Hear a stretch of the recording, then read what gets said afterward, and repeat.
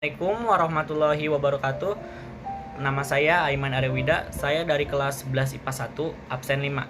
Di sini saya akan menjelaskan beberapa hal yang berkaitan dengan teks prosedur, seperti definisi dari teks prosedur, lalu ciri-ciri dari teks prosedur, lalu unsur kebahasaan yang ada pada teks prosedur, dan juga struktur teks prosedur. Oke, yang pertama itu adalah definisi teks prosedur. Di sini saya memiliki 3 definisi teks prosedur. Yang pertama yaitu teks prosedur merupakan teks yang berisi cara, tujuan untuk membuat atau melakukan suatu hal langkah demi langkah yang tepat secara berurut sehingga menghasilkan suatu tujuan yang diinginkan.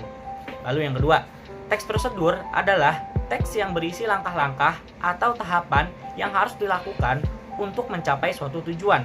Lalu yang ketiga, teks prosedur adalah salah satu jenis teks dalam bahasa Indonesia yang berisi tentang cara untuk melakukan suatu hal yang dijelaskan langkah demi langkah secara berurut sehingga mampu menghasilkan suatu tujuan yang diinginkan. Lalu kita lanjut kepada ciri-ciri teks prosedur. Ciri-ciri teks prosedur yang pertama itu adalah berisi langkah-langkah kegiatan yang dapat berupa poin-poin ataupun paragraf. Teks prosedur umumnya berbentuk poin-poin yang berisikan langkah-langkah kegiatan. Setiap poinnya berkaitan dan menunjukkan urutan langkah yang harus dilakukan. Contohnya misalkan ketika kita membaca teks prosedur cara membuat Indomie goreng. Di situ berisi urutan cara membuat mie goreng. Seperti yang pertama misalkan buka bungkus mie goreng. Langkah kedua, keluarkan bumbu dan juga mie-nya. Yang ketiga, siapkan piring. Yang keempat, tuangkan bumbu di piring. Seperti itu contohnya. Lalu yang kedua, menggunakan kalimat saran dan larangan. Kalimat saran dalam teks prosedur bertujuan untuk mengarahkan seorang melakukan sesuatu agar mendapatkan hasil yang lebih baik. Contohnya misalkan ketika kita ingin membuat mie, lalu di situ dikatakan tuangkan saus secukupnya. Nah, itu merupakan kalimat saran. Yang ketiga, disusun secara sistematis dan dijelaskan secara detail. Teks prosedur berisi langkah-langkah yang sistematis dan runut. Setiap langkahnya juga dijelaskan secara detail agar pembaca dapat memahami langkah yang akan dilakukan. Jadi, teks prosedur itu tersusun secara sistematis, urut, mulai dari urutan pertama, mulai dari langkah pertama sampai ke langkah yang akhir agar tahapan-tahapan yang dilakukan itu dapat menghasilkan sesuatu yang diinginkan. Lalu berikutnya adalah berisi informasi yang bersifat objektif. Teks prosedur berisi informasi yang bermanfaat untuk semua orang. Informasi yang disampaikan juga bersifat objektif berdasarkan percobaan atau analisis, bukan khayalan penulis. Jadi, teks prosedur itu bermanfaatnya itu untuk ketika orang membutuhkan suatu prosedur, suatu urutan cara. Misalkan ada orang ingin membuat nasi goreng. Nah, orang tersebut akhirnya mencari teks prosedur cara membuat nasi goreng. Nah, teks tersebut membantu orang tersebut untuk membuat nasi goreng. Lalu yang berikutnya itu terdapat bilangan urutan atau angka yang menunjukkan urutan atau langkah prosedur. Jadi, seperti yang sudah dijelaskan sebelumnya, bahwa teks prosedur dibuat menggunakan tahapan. Umumnya ditulis menggunakan angka, tetapi ada juga teks yang berupa paragraf yang terdapat urutan langkah dan ditunjukkan seperti kata pertama, kedua, ketiga. Jadi kalau kita lihat di teks prosedur itu, langkah demi langkahnya itu ditulis dengan berbentuk angka dan poin-poin, atau juga seperti pertama, kedua, dan ketiga. Lalu kita lanjut ke pembahasan berikutnya, yaitu struktur dalam teks prosedur. Yang pertama itu adalah bagian tujuan. Bagian tujuan itu berisi tujuan dibuatnya teks prosedur tersebut atau hasil akhir yang akan diperoleh.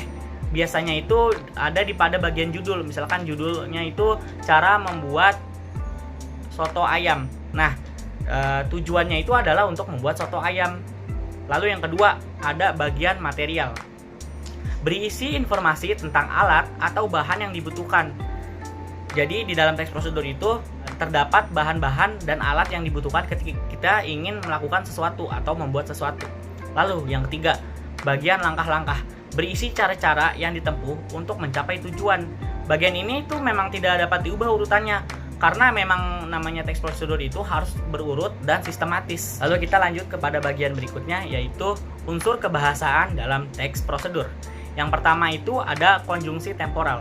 Konjungsi temporal itu nama lain dari kata penghubung yang menyatakan waktu kegiatan yang hadir dan bersifat kronologis atau berurutan. Contoh dari konjungsi temporal itu seperti kemudian, lalu, selanjutnya, berikutnya, dan setelah itu.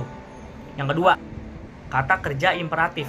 Kata kerja imperatif berisi tentang kalimat perintah atau larangan. Pembaca itu wajib mentaati kata kerja imperatif yang ada pada teks prosedur agar hasil akhirnya itu sesuai dengan tujuan yang diharapkan. Lalu yang ketiga itu ada verba material. Yang dimaksud dengan verba material yaitu segala sesuatu yang mengacu pada tindakan fisik. Contoh dari verba material itu yaitu misalkan potong cabai, haluskan bahan, dan sebagainya. Yang keempat, verba tingkah laku.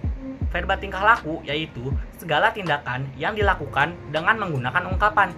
Contohnya yaitu tunggu sekitar 5 menit, tunggu sampai matang, tunggu sampai melunak, tunggu sampai warnanya berubah, tetap pertahankan. Lalu yang kelima, partisipan manusia. Teks prosedur adalah teks yang ditujukan kepada manusia, baik untuk dibaca maupun didengar. Karena itu, teks prosedur wajib mengikut sertakan manusia ke dalam tulisan tersebut untuk membantu langkah-langkahnya. 6. Penanda atau bilangan urutan.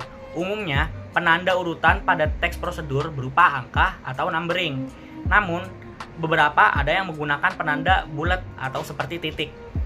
Ketujuh, kalimat interrogatif atau pertanyaan. Kalimat interrogatif yaitu kalimat yang di dalamnya itu berisi tentang pertanyaan. Adapun fungsi dari pertanyaan tersebut adalah untuk meminta informasi tentang sesuatu hal atau menanyakan pada pembaca yang mengikuti langkah-langkah di dalam tulisan tersebut. Contohnya, yaitu apakah sudah paham, apakah Anda sudah mengerti, apakah sudah dimasukkan, dan lain sebagainya. 8. Kalimat deklaratif atau pernyataan. Kalimat deklaratif atau pernyataan yaitu kalimat yang di dalamnya mengandung pernyataan. Fungsi dari kalimat ini untuk memberikan informasi atau berita mengenai suatu hal. Dan sekian adalah unsur kebahasaan dari teks prosedur yang harus kita pahami ketika ingin membuat teks prosedur. Sekian penjelasan dari saya, kurang lebihnya mohon maaf. Wassalamualaikum warahmatullahi wabarakatuh.